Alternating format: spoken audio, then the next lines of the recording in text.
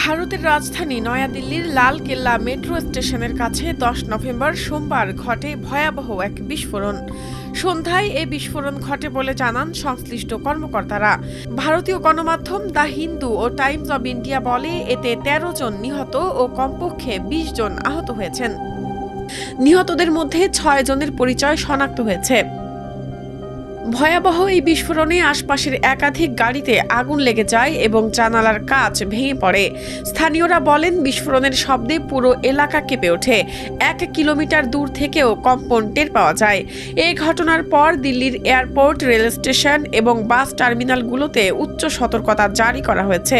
এই ঘটনায় রাজধানীর পাশাপাশি দেশ জুড়ে সতর্কতা জারি করা হয়েছে।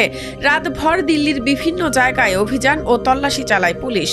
বিস্ফোরণের সঙ্গে জড়িত সন্দেহে 4 জনকে আটক করা হয়। বেআইনি কার্যকলাপ প্রতিরোধ ও বিস্ফোরক আইনের অধীনে মঙ্গলবার কোতোয়ালি থানায় একটি এফআইআর করেছে দিল্লি পুলিশ।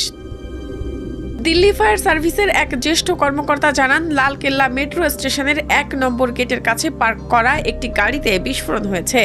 বিস্ফোরণের তীব্রতা ছিল ব্যাপক। ঘটনাস্থলে 7টি অগ্নি নির্বাপন গাড়ি পাঠানো হয়।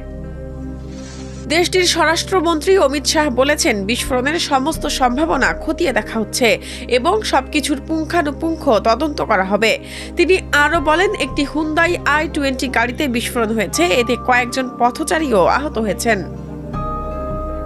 আহতদের উদ্ধার করে হাসপাতালে নিয়ে যাওয়া হয়। প্রত্যক্ষদর্শীরা বলেন, আহতদের শরীরের বিভিন্ন অংশ চারপাশে ছড়িয়ে ছিটিয়ে ছিল। বিস্ফোরণ এতটাই ভয়াবহ ছিল যে আশপাশের ভবনগুলো কেঁপে ওঠে বলেও জানান বাসিন্দারা। অনেকেই 1 কিলোমিটার দূর থেকেও বিস্ফোরণ অনুভব করেন বলে জানান। শাহনাজ পারভীন, প্রথম আলো।